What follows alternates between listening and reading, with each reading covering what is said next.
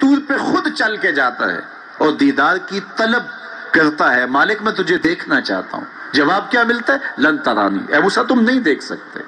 پہم اصرار ہوتا ہے بار بار، یا اللہ میں تجھے دیکھنا چاہتا ہوں۔ علماء نے لکھا جب یہ کہہ دیا گیا تم نہیں دیکھ سکتے تو پھر تقاضا کیوں تھا؟ کہا اس لیے کہ رب کا کلام سنا تھا، اس لیے تڑپ تھی، جس کے کلام میں اتنا لطف ہے دیدار کا مزہ کیا ہوگا۔ تو کہا تھا مالک میں تجھے دیکھنا چاہتا ہوں۔ اچھا اگر مجھے دیکھنا چاہتے انظر الی الجبل، اس پہاڑ کو دیکھو، اگر یہ اپنی جگہ پہ کھڑا رہا تو تم مجھے دیکھ لو گے۔ اللہ نے اپنی رویت کو استقرار جبل کے ساتھ معلق کر دیا۔ علامہ سعد الدین تفتازانی علیہ رحمہ نے شرح عقائد نسفیہ میں اس پہ گفتگو کی ہے کہ ممکن کے ساتھ معلق بھی ممکن ہوتا ہے۔ گویا اللہ کا دیدار ممکن ہے تو اللہ تعالیٰ جل شانہ نے کہا کہ اس پہاڑ کو دیکھو، یہ اگر اپنی جگہ ٹھہرا رہا تو تم مجھے دیکھ لو گے۔ یہ الگ بات ہے کہ وہ پہاڑ ٹھہر نہ سکا، اللہ کے جلووں کی تاب نہ لا سکا۔ اللہ تعالیٰ نے اس پہاڑ پہ جب اپنی تجلی کا نزول کیا، اور وہ بھی تجلی ذاتی نہیں تھی، تجلی صفاتی، اور اس کا بھی عکس پرتو ظل اور سایہ اس پہاڑ پہ ڈالا، اور پہاڑ اس جلوے کی تاب نہیں لا سکا۔ طور جلنے لگا، خرّ موسیٰ صاعقہ قرآن بتاتا ہے۔ حضرت موسیٰ علیہ السلام بھی بے ہوشی کی کیفیت میں زمین پر تشریف فرما ہو گئے۔ اللہ اکبر۔ اس کے بعد جب ہوش میں آئے تو حضرت موسیٰ اللہ کی بارگاہ میں عرض گزار ہے، مالک میں تیرے حضور توبہ کرتا ہوں، میں نے تقاضا ہی کیوں کیا۔ اللہ اکبر۔ جلووں کی تاب نہیں لا سکے، اور وہ تجلی ذاتی بھی نہیں تھی، تجلی صفاتی تھی، اور وہ بھی تجلی صفاتی کا عکس تھا، سایہ تھا، اور وہ بھی پہاڑ پہ پڑا، پہاڑ سے منعکس ہو کے حضرت موسیٰ علیہ السلام پہ آیا، لیکن تاب نہیں لا سکے۔ لیکن اللہ کے دیدار کا سرما تو آنکھوں میں لگ گیا تھا، ایک جھلک تو پڑی تھی۔ امام حلبی نے لکھا ہے کہ اس کے بعد حضرت موسیٰ کی نگاہوں کا عالم یہ تھا کہ کالی رات کے اندھیرے میں کالے پتھر پر کالے رنگ کی چیونٹی کو 9 فراسخ دور سے، ایک فرسخ 3 میل کا ہوتا ہے، 27 میل دور سے، تقریباً 50 کلومیٹر دور سے کالے رنگ کی چیونٹی کو کالے پتھر پر کالی رات کے اندھیرے میں چلتا ہوا دیکھ بھی لیتے تھے، اس کے قدموں کی آہٹ کو سن بھی لیتے تھے۔ یہ اللہ کا کلام سننے کی وجہ سے کانوں میں یہ سماعت آ گئی، اور اللہ کا دیدار کرنے کی وجہ سے آنکھوں میں یہ توانائی آ گئی کہ 50 کلومیٹر دور کالی رات کے اندھیرے میں شب دیجور کی ظلمتوں میں کالے رنگ کی چیونٹی کو چلتا ہوا دیکھتے بھی، اس کے قدموں کی سرسراہٹ کو سنتے بھی۔ یہ اس کی نظر کا کمال ہے جس نے تجلی صفاتی کا پرتو پہاڑ پہ پڑتے ہوئے دیکھا اور تاب نہ لا سکا، اور جو ذاتی تجلیوں میں گم رہا اور آنکھ بھی نہیں جھپکتا، اس محمد عربی کی نگاہوں کا عالم کیا ہوگا، ان کی نظروں کا عالم کیا ہوگا۔ اسی لیے فرمایا انی ارا ما لا ترون واسمع ما لا تسمعون، جو میں دیکھتا ہوں وہ تم نہیں دیکھتے، جو میں سنتا ہوں وہ تم نہیں سنتے۔ تو تجلی صفاتی کا پرتو پڑا ہو تو نظر اتنی تیز ہو جائے، اور تجلی ذاتی کا عکس جس نے دیکھا، تجلی ذاتی کے جلووں میں جو گم رہا ہو، تو اس کی نگاہوں کا عالم کیا ہے۔ اللہ اکبر۔ یہاں تو خرّ موسیٰ صاعقہ ہے، وہاں کیا ما زاغ البصر وما طغى، آنکھ نہ ہی تو چندھیائی اور نہ حد ادب سے متجاوز ہوئی۔ کیسی آنکھ ہے، جب جلوائے محبوب دیکھا تو آنکھ چندھیائی بھی نہیں۔ آپ سورج کو دیکھیں اور وہ دوپہر پر ہو اور جو ہے وہ پورے جلال پر ہو تو آپ کی آنکھیں چندھیا جاتی ہیں، آپ دیکھ نہیں پاتے، آنکھوں میں پانی اتر آتا ہے۔ اب یہ آنکھیں کیسی تھیں کہ جب جلوائے جمال خدا دیکھا تو خدا کہہ رہا ہے، رب کہہ رہا ہے ما زاغ البصر، کیسی آنکھیں ہیں کہ جو چندھیائی نہیں ہیں، وما طغى، اور حد ادب سے متجاوز بھی نہیں ہوئی ہیں۔ دنیا پر ایسا ہوتا ہے، کسی منظر کو کوئی نظر دیکھے تو نظر منظر کی تعریف کرتی ہے نا، کوئی نظارہ دیکھے تو ناظر تعریف کرتا ہے نا، واہ واہ کیسا نظارہ تھا، کیسا منظر تھا۔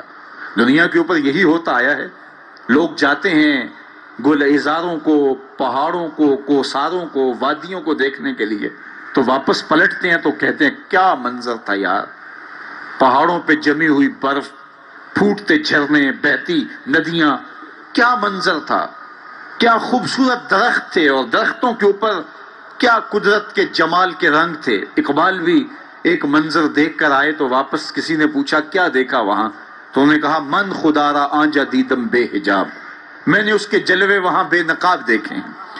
تو جب کوئی ناظر کسی منظر کو دیکھتا ہے تو ناظر منظر کی تعریف کرتا ہے کہ واہ واہ کیسا منظر تھا، آنکھوں سے ہٹتا ہی نہیں ہے۔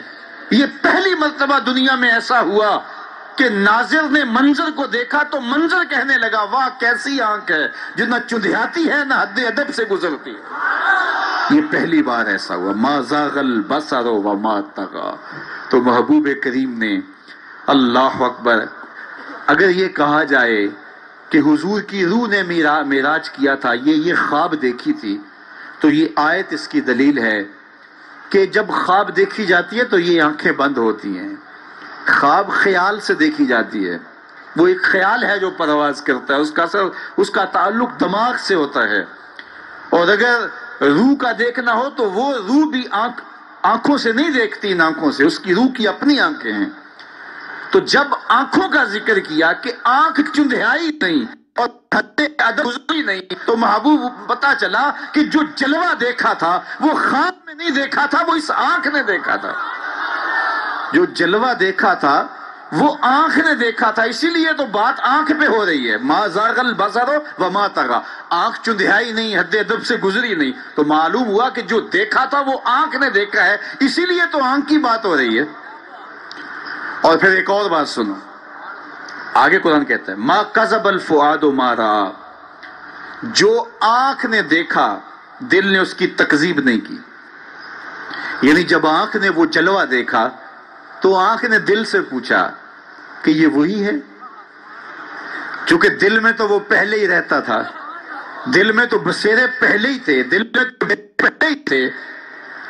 دیکھو کسی نے کسی کو نہ دیکھا ہو اور وہ کسی کے ساتھ اس کو دیکھنے جائے، تو جس کے ساتھ وہ دیکھنے گیا اس نے دیکھا ہو تو اس کو لگے کہ یہ وہی ہے، تو وہ اس سے پوچھتا ہے جناب یہ وہی ہے، تو اس نے دیکھا ہو تو وہ تصدیق کر دیتا، اور اگر اس نے بھی نہ دیکھا ہو تو پھر اسے کوئی پوچھتا بھی نہیں، چونکہ ہم بھئی ایک جیسے ہیں، تم نے بھی نہیں دیکھا میں نے بھی نہیں دیکھا۔ تو جب کسی نے پہلے دیکھا ہوا ہو تو پھر دوسرا اس کو پوچھتا ہے ہاں وہی ہے، اور وہ کہتا ہے ہاں ہاں وہی ہے، اور وہ یہ تب کہہ سکتا ہے کہ اس نے پہلے دیکھا ہو۔ جب جمال الہی کو نگاہ مصطفیٰ نے دیکھا تو نگاہ نے دل سے پوچھا یہ وہی ہے، یہ وہی ہے جو دل میں درد بن کے رہتا ہے، یہ وہی ہے۔ ما کذب الفؤاد ما رأى، قرآن بتاتا ہے جب آنکھ نے پوچھا نا دل سے تو دل نے تکذیب نہیں کی، دل نے کہا ہاں یہ وہی ہے۔ اب یہاں ایک جملہ کہتا ہوں اور میری تقریر یہاں اختتام کو بھی پہنچ جائے گی، تو یہ آپ کے لیے کافی قوی غذا ہوگی اور روح کو سرشار رکھے گی، اور وہ یہ کہ جو دل میں رہتا ہو وہ آنکھوں کے سامنے آئے، اسے تو معراج کہتے ہیں۔ جو دل میں بستا ہو وہ آنکھوں کے سامنے آ جائے، اسے ہی تو معراج کہتے ہیں۔ اس لیے دل نے تو پہلے ہی دیکھا تھا، دل میں تو وہ پہلے ہی رہتا تھا، آج شب جو ہے وہ آنکھ نے دیکھا تو آنکھ جو ہے وہ تڑپ کے دل سے پوچھتی ہے وہی ہے، اللہ اکبر۔ تو پھر آنکھ نے جب پوچھا تو دل نے ما کذب الفؤاد، دل نے تکذیب نہیں کی بلکہ دل نے تصدیق کی۔ اللہ اکبر۔ آپ قرآن پوچھئے، قرآن کہتا ہے افتمارونہ علی ما یری، تم بحث کر رہے ہو، لڑ رہے ہو، الجھ رہے ہو آپس میں اس پر کہ جو اس نے دیکھا، تم دیکھنے پہ الجھ رہے ہو۔ وَلَقَدْ رَآهُ نَزْلَةً أُخْرَى، جو پھر اس نے 2 بار دیکھا۔ تم ایک بار کی بات کر رہے ہو، اس نے 2 بار دیکھا۔ اللہ اکبر۔ ما کذب الفؤاد ما رأى، آنکھ کیسی ہے، حد ادب سے آگے نہیں گزرتی، چندھیاتی بھی نہیں ہے، بات ساری آنکھ کی ہو رہی ہے، تو پھر بات خواب کی کہاں آ گئی؟ آنکھ کی بات ہو رہی ہے، آنکھ ہی دل سے پوچھ رہی ہے، تو بار بار آنکھ کی بات ہو رہی ہے، آنکھ نے دیکھا، آنکھ نے دیکھا۔ اچھا صرف دیکھا ہی کوئی بات نہیں ہوئی؟ اللہ اکبر۔ صرف دیکھا ہی کوئی بات نہیں ہوئی؟ قرآن سے پوچھتے ہیں، سورہ نجم اٹھاتے ہیں، فَأَوْحَى إِلَىٰ عَبْدِهِ مَا أَوْحَى، کہاں باتیں بھی ہوئی تھی، اللہ اکبر. اب ساری توجہ ادھر ہوگی. کیا بات ہوئی؟ اعلامیہ کیا جاری ہوا؟ یہ مرکزی نقطہ ہے نا. ملاقات ہوئی ہے.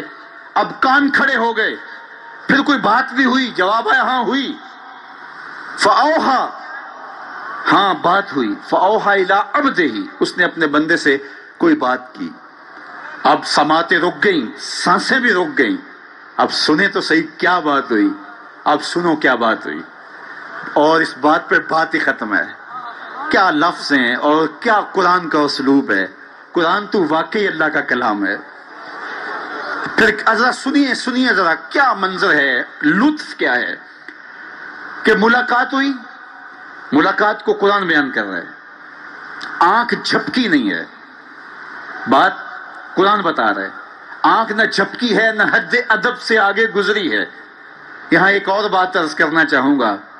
حد ادب سے آگے نہیں گزری، حد ادب سے متجاوز نہیں ہوئی. تو یہ جملہ بتاتا ہے یہ جبریل سے ملاقات کی بات نہیں بتائی جا رہی، یہ رب سے ملاقات کی بات بتائی جا رہی ہے. یہ حد ادب کی جو بات ہے، اس بات کو سمجھیں. پھر کہا، آنکھ نے پوچھا دل سے، دل نے کہا ہاں یہ وہی ہے. اللہ اکبر. آگے بڑھے. اب بات بھی کوئی ہوئی. کہا فاوحا الی عبدہ، اس نے اپنے بندے سے کوئی بات کی تھی. کوئی وہی کہتے ہیں اشارہ سریہ خفیہ، سرگوشی جسے کہتے ہیں، کسی کے کان میں کوئی بات کرنا. تو کہا پھر اس نے اپنے بندے سے کوئی بات بھی کی. کان کھڑے ہو گئے، سماعتیں رک گئیں، سانسیں رک گئیں. کیا بات ہوئی؟ جواب آیا ما اوہا، تمہیں کیا لگے جو بھی ہوئی. کرنے والے نے کی، سننے والے نے سنی. فاوحا الی عبدہ، اس نے اپنے عبد خاص سے پھر کوئی بات کی. کان رکے. جواب آیا ما اوہا، جو بھی ہوئی. جو بھی ہوئی کرنے والا جانے یا سننے والا جانے. سی راز میراج محبتاں دا، نہیں کسے دی سمجھ وچ آن والا. سدیا طالب تے گیا مطلوب ہوتے. جبرائیل سی صد لے جان والا. بازے آخدے بن دروازیاں تو کمیں پہنچیا عرش تے جان والا. ابر عقل نو ایتھے دخل کیے، جانے جان والا یا لے جان والا. تو کہا جو بھی بات ہوئی وہ ہوئی ضرور. اللہ اکبر. لیکن اتنا سمجھ لو جو بھی بات ہوئی اس میں گناہگاروں کی بخشش کا پیکج ضرور تھا. اس میں گناہگاروں کی بخشش کی کہانی ضرور ہے. یہ بات اچھی طرح سمجھ لو. اس لیے تم خوشیاں منا رہے ہو، اسی لیے تمہارے چہرے کھلے ہیں معراج کی شب، کہ آج کی شب رب سے محبوب نے جو بات کی ہے اس میں گناہگاروں کی نجات کی ضمانت اپنے رب سے لی ہے. اللہ اکبر. تو وہ شان عطا کی، وہ رفعت نصیب ہوئی، وہ بلندیاں نصیب ہوئی جو کسی اور کا مقسوم نہیں ہے. ایک شب کا محفل معراج کیا، ساری زندگی ان کے نام پر درود پڑھتے رہیں، ان کے دین کے لیے اپنے آپ کو وقف کر دیں اور ایک ایک سانس ان کے نام کر دیں. حق کے شکر پھر بھی ادا نہ ہو، اس لیے کہ ہماری بخشش کی ضمانت اسی دہلیز سے ہوئی، اسی چوکھٹ سے ہوئی. یہ سارے اجالے، یہ ساری روشنیاں کائنات کے اندر جو آپ کو دکھائی دیتی ہیں، یہ آمنہ کے لال کے قدموں کا صدقہ ہے. اور یہ ساری روشنیاں حضور کے طفیل ہیں. انشاءاللہ العزیز شب برات کو مرکز مصطفیٰ کے اندر اسی طرح جشن ہوگا. اور یہ رات خاص طور پہ توبہ کی رات ہے. انشاءاللہ 1 بجے شب ہم دعا کرنے کی کوشش کریں گے. جس شوق و وارفتگی کے ساتھ آپ تشریف لائے ہو، اسی شوق سے وہاں بھی آنا. مجھے اس بات کا پتہ ہے کہ اس وسیع اور عریض گراؤنڈ میں پچھلے سال بھی جگہ کم پڑ گئی تھی، لیکن اب ہم نے الحمدللہ مرکز مصطفیٰ کو مزید وسیع کیا ہے. 1 لاکھ آدمی وہاں سہولت سے بیٹھ سکتا ہے. تو انشاءاللہ العزیز یہ 14 اور 15 شعبان کے درمیانی شب آپ کا وہاں انتظار کریں گے. اب بارگاہ رسالت مآب میں سلام پیش کیا جائے گا. سلام کے بعد دعا ہوگی. دعا عبادت کا مغز ہے، اس میں سارے لوگ شریک ہو کے جائیں. وآخر دعوانا ان الحمدللہ رب العالمین.